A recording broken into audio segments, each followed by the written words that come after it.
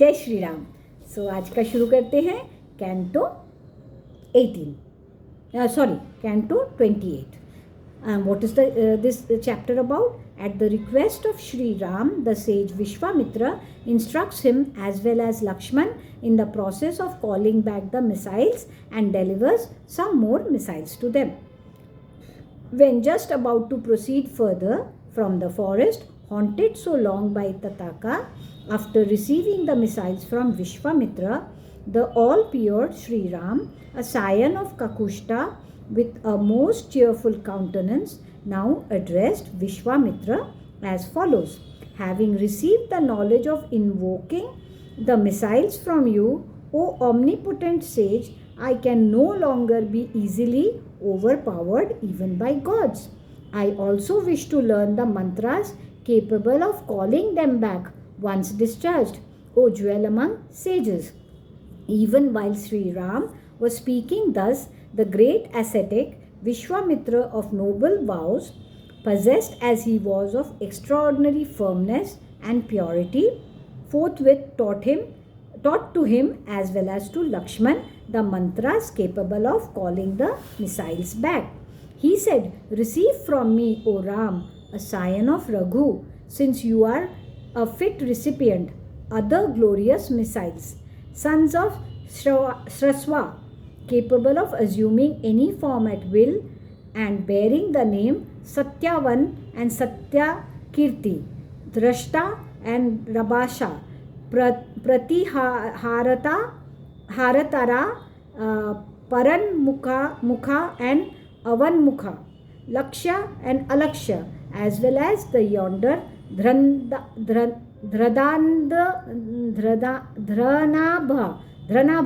and Sunabha and Dashakasha and Satavakta, Vaktra, as well as Dasasira and Satodara, Padmanabha and Mahanabha, Dunduabha and Swanabha, Jyotish, as well as Shakuna, both Nairasa and Vimala, Yogandhara and Vinindra, and even so the Daitya and Paramathana, those going by the names of Sushibahu, Mahabahu, Nishkali and Viruka, Sarsimali, Dhratimali, Vrittiman and Rusira,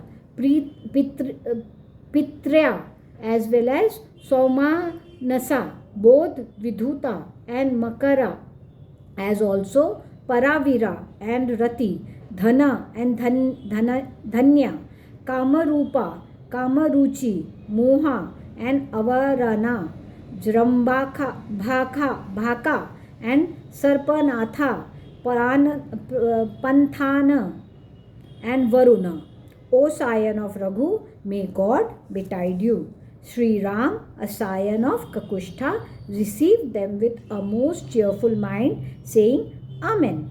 The missiles in their concrete living form were invested with an ethereal and effulgent personality and afforded delight to them all.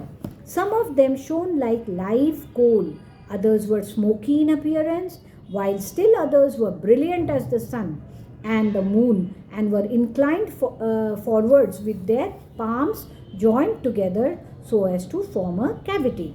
Standing with their hollowed palms joined together, they addressed Sri Ram in sweet accents as follows. Here we are, O tiger among men, pray instruct us what we can do for you. Sri Ram, a scion of Raghu, replied to them saying, Let you be gone as you will for the present. Appearing in my mind whenever I recall you, you should render assistance to me in times of emergency. Taking leave of Sri Ram and also going round him clockwise as a mark of respect and addressing the scion of Kakushta in the words, Be it so. They withdrew even as they had come. Having come to know them, Sri Ram forthwith addressed the following sweet and delightful words to the great sage Vishwamitra, even while moving along with him. What is this cluster of trees that looks from this place like a mass of clouds in the view of its dark color and density, not very far from the yonder mountain? Great indeed is my curiosity in this behalf. It is so pleasing to the sight, extremely soul-ravishing, full of deer and graced with various species of sweetly wobbling birds. From the happy look as indicated above of this tract of land, to tell you the truth, I presume we have emerged, O dwell among sages, from the forest haunted so long by the ogress Tataka, which made one's hair stand on end by its fearful aspect. Whose hermitage does this site really contain? What is the locality of your hermitage, where those sinful, wicked, and evil-minded slayers of Brahmans make their inroads for the interruption of your sacrificial performance? O great and glorious sage, nay, where your sacrificial activity requires to be guarded, and the ogres deserve to be killed by me? O holy Brahman, I wish to hear all this. O powerful jewel among sages. Thus ends Canto 22 in the Balakand of the glorious Ramayan of Valmiki, the work of a rishi and the oldest epic. Now Canto 29. Vishwamitra tells Sri Ram the history of Siddhasrama and arrives at his own hermitage with the two brothers. So this is the gist of what we are going to read in this chapter. Hearing the question of Sri Ram, who though possessed of infinite glory, made inquiries as above, the highly glorious Vishwamitra proceeded to make answers as follows. Here, in this very grove, O mighty armed Ram, Lord Vishnu, the adored of all gods, who is noted for his exceptional asceticism, stayed for hundreds of revolutions of the 4 yugas and many more years for practicing austerities and yoga, concentration of mind. Here stands the former hermitage of Lord Vamana, the divine dwarf, who is no other than the Supreme Spirit, known by the name of Siddhasrama. For it was here that Lord Vishnu, who is noted for his great asceticism, realized his end prior to his descent in the form of Vamana. It was during this very period that King Bali, the son of Virokana and the grandson of Prahlad, ruled over the kingdom of Indra and became well known in all the 3 worlds, having thoroughly conquered the hosts of gods, including Indra, their rulers, as well as the 49 wind gods. The very mighty Bali, the ruler of demons, who was exceptionally great, initiated a sacrifice. While Bali was proceeding with the sacrifice, the gods, along with Agni, the god of fire, who headed them, personally met Lord Vishnu, who had been practicing austerities in this very hermitage, and submitted to him as follows. Bali, the son of Virokna, O omnipresent Lord, has commenced a great sacrifice. Let the object of your proteges, gods, be fully accomplished while he has not yet concluded his sacred observance. To those who approach him from here and there with some solicitation, he duly gives whatever object they ask and of whatever category. Therefore, assuming the semblance of a dwarf by establishing contact with Maya, the energy which veils your true nature and invests you with seemingly human or mortal character, for the sake of doing good to gods, be pleased to serve our best interest. In the meantime, O Rama, the delighter of all, there appeared on the scene sage Kashyap, resplendent as fire, accompanied by his wife Aditi, as though glowing with his incarnate glory. Having concluded his sacred observance extending over 1,000 celestial years, equivalent to 360,000 human years, in the company of his wife, the glorious sage eulogized Lord Vishnu, the destroyer of the demon Madhu, who was disposed to confer a boon on him as follows: by virtue of my asceticism, duly practiced, I am able to behold the Supreme Person in you. Endowed as you are with abundant asceticism, a repository of asceticism, nay, asceticism incarnate and consisting of asceticism itself, I perceive this entire creation consisting of animate and inanimate beings in your body. O Lord, you are without beginning and indescribable. I have sought you as my refuge. Full of joy, Sri Hari replied as follows to the sage Kashyap, who had shaken off all impurities: ask me a boon of your choice. May good betide you, for you are considered by me as deserving of favor. Hearing the aforesaid reply of the Lord, Kashyap, the son of Marichi, submitted, highly satisfied as you are and disposed to confer a boon. O Lord of noble vows, be pleased to grant the favor solicited by Aditi, my wife, and gods, as well as by myself. Assume the role of a son to me, as also Aditi, O sinless Lord. Be a younger brother to Indra, O destroyer of demons. You ought in reality to render help to gods who are stricken with grief at the loss of their kingdom. By your grace, in the form of your holy presence, here this place will be known by the name of Siddhashrama.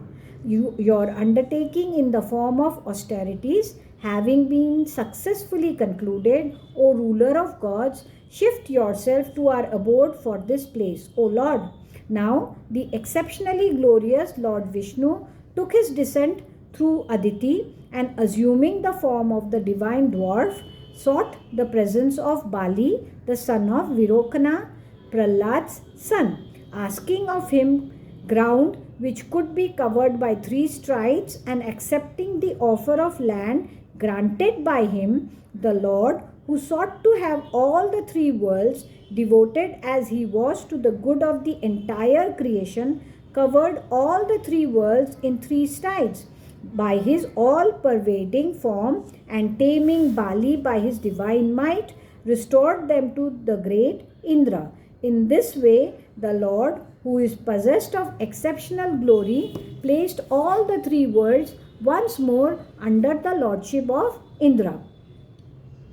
By that very Lord was this hermitage trodden in the remote past, and is accordingly capable of ending the toils of transmigration.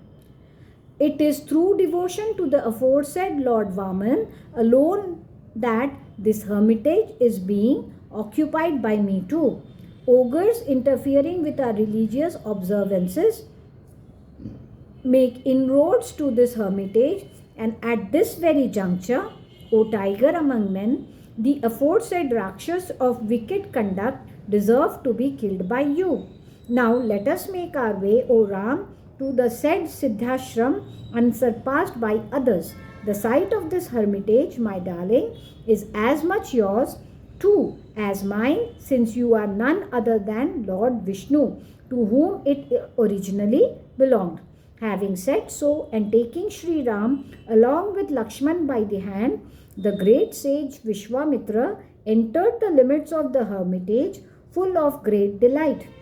While doing so, he shone brightly as the moon, free from fog, accompanied by the 2 stars constituting the constellation Punarvasu. Seeing him come after a long time with the 2 distinguished guests, all the hermits dwelling in the hermitage sprang up in a flurry, one after another, and paid their homage to Vishwamitra. Having rested a while, the 2 princes, the scions of Raghu, who were capable of subduing the enemy, forthwith submitted to Vishwamitra, a tiger among sages, with folded hands as follows: God bless you. Go through the ceremonial consecration of the sacrificial performance this very day.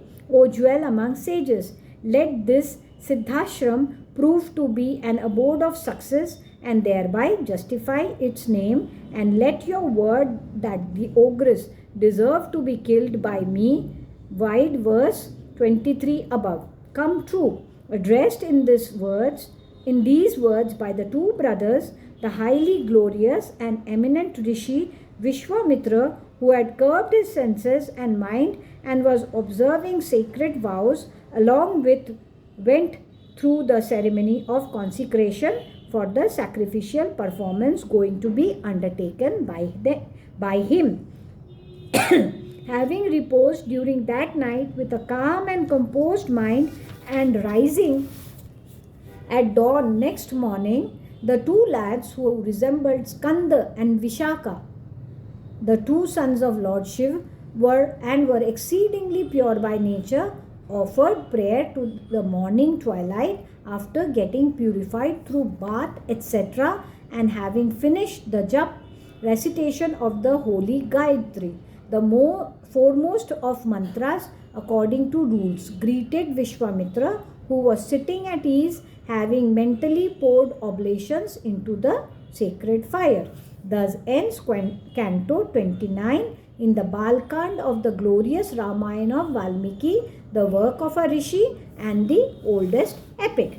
So, I have finished 2 cantos today, and I am going to sign off with the expectations that you are going to listen to it, make others, your kids listen to it, make your family members listen to it, all the people who find English comfortable. I request them to watch it. I request them to like the video and subscribe to my channel, so that my sphere increases. So with that, I will stop for today. Jai Shri Ram.